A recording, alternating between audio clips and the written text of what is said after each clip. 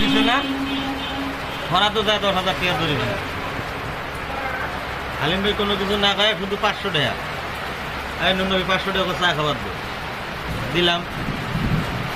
রাত্রে সন্ধ্যার সময় এজাজুল পাগলা আছে না, এজাজুল পাগলা ওরা তো করুক, ওরা যে ওই 500 টাকা দিয়ে গাঁজা টাইগার খাইতেছে। এজাজুল পাগলা আবার গেছে, এজাজুল পাগলা ভাগ দেয় নাই, জোর করে এসে হালিম ভাইকে কইছে, মোতালা বাবু বলে এরা যে গাঁজা মদ খাইছে, আমি একটু ভাত চাইছি, আমাকে দেয় নাই।